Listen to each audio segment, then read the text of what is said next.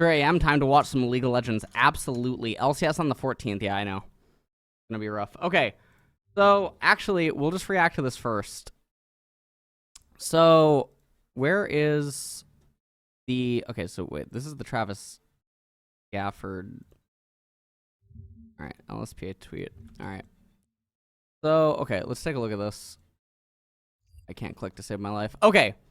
So, the LCS returns on June 14th. This is the first thing, I guess, to end up looking at. All right. So LCS is set to return on June 14th. Following a 2-week delay, the LCS will move forward with a reformatted summer split regular season that will take place over 6 weeks.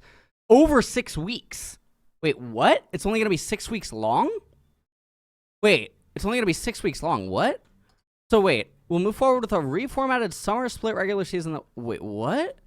The summer will now be played on Wednesdays, Thursdays, and Fridays, starting at 2 p.m., 5 p.m. Eastern at Riot Games Arena. Updated information on Summer Split, including tickets and revised match schedule, will be available on Friday, June 9th at 9 a.m. Okay. Delaying Summer Split was not a decision that we took lightly. Okay, wait. Let me lower music a little bit. Let me lower music just a little bit. Okay. Dude, what is going on? Yeah, this is... Okay.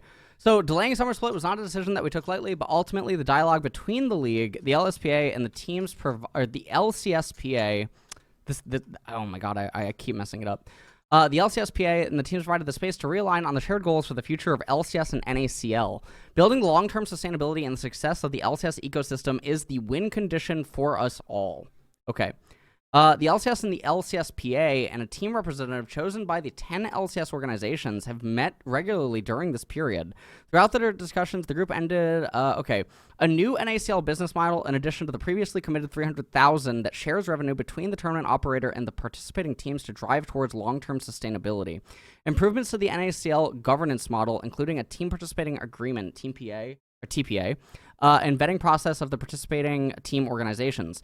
Minimum 30-day notice and severance requirement for players earning up to 1.5 times the league minimum salary, and minimum 2-week termination notice for non-resident LCS players. So, okay, creation of working group between teams and LCSPA to better optimize scrim schedules, reinforcement of healthcare insurance requirements for international LCS players when they arrive in the U.S., refinement of working procedures between LCS, LCSPA, and teams to continue conversations around the improvement of competitive landscape in North America. The LCS Summer Split kicks off Wednesday and will build towards the final, says Rolf Fernandez, Senior Director, Esports Americas. We are committed to bring the... Wait. LCSPA, Riot, and LCS teams agreed on terms to resume 2023 LCS season. Talks to continue on unresolved issues. The LCSPA, Riot, and LCS teams have come to an agreement. Concessions were made by Riot and teams to ensure a more sustainable NACL future and a more equitable voice for players in their workplace. The LCS players put their own jobs on the line to seek protection for our most vulnerable members to secure a future for the NA talent pipeline. Today's announcement proves the importance of giving players a meaningful seat at the table. While the agreements fall short on our initially stated goals, Riot has agreed to a series of important changes. More than 90% of the LCS players voted to walk out an historic... What? Wait, they didn't do anything. Here's a summary of the agreed upon terms since our walkout vote. Wait. They achieved nothing.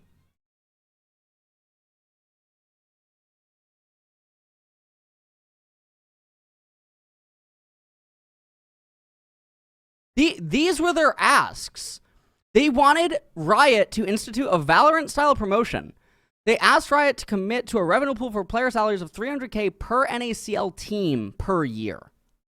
Allow LCS orgs to partner with affiliates for cost sharing. Riot guarantees LCS minimum contracts. Institute a 3/5 player roster. These were their asks. They got none of these. Nothing happened. Literally nothing happened. A lot of the things that are listed here, just so that you guys know, already existed in players' contracts.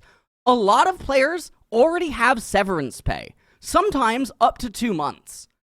Sometimes players have up to 2 months, sometimes they have up to more than 2 months. Now, this thing on the health insurance for not non-U.S. residents or whatnot have mandated healthcare available to them by the first day they're in the U.S. This is something that has happened where Korean players have arrived and they don't actually get their healthcare until like 6 or 8 weeks until they're there. This is something that did happen, at least last year in 2022. So that's something, but that doesn't seem like it's a Riot thing. This actually seems like this is a team thing that the LCSPA should do with teams. Dude, they achieved literally nothing. They just got completely walked over by Riot. Nothing happened. So, okay, ultimately, I think Riot in the meetings, this is just my assumption, I'm assuming that Riot was actually just going to remain pretty solid in their stance, and that eventually the players were just going to cave. This is none of these things here have anything to do with their asks. I mean, it's just that I have no idea. Okay, so LCS is resuming. The Super Weeks are going to be absolutely insane. This is going to be the most dense summer. Whether you're an LPL fan, an LCK fan, an LEC fan, LCS fan, whatever, this is going to be the most densely packed summer ever in terms of just League of Legends, right? Tournaments and everything just getting streamed. I don't even know how this affects the meta, by the way, because now with the Super Weeks being 3 games, this also means that they're going to have 1 off day, and then it's going to mean that they only have 3 days of scrims. Now, LCS teams, from some of the conversations that I've had, apparently I'm not sure if they're doing double best of 3 or if they've gone back to just the 5-game thing. They're not getting many scrim games, which now also means that the quality the quality of gameplay in NA, I feel like it's going to deteriorate.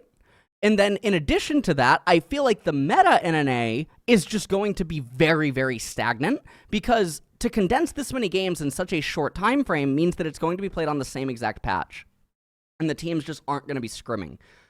This is very, very problematic. Anyways, Riot, I just completely annihilated the walkout. That is ultimately how it goes. Riot annihilated the walkout. This was a total failure. Anyone who says that this is like a success or that this is good, this is not. I have no idea how you could ever reach that conclusion. Yeah. I mean, there's yeah, I mean, Jesus' thing here is oh. Oh man. All right. Right. Okay. Yeah, they got annihilated. And look, NA finally won something, guys. NA finally won something. Okay. And well, actually, no. NA can't even beat Riot, guys. NA can't even actually. NA couldn't even win. NA couldn't even win the strike. Like NA actually can't even. They can't win anything, man. They can't even. Oh my lord. Oh my lord, that's actually insane. Okay, so that's it for that. Wow, that is nuts. That is absolutely absurd. I don't even. My job here, exactly. This is exactly what it is, but you didn't do anything. I mean, what?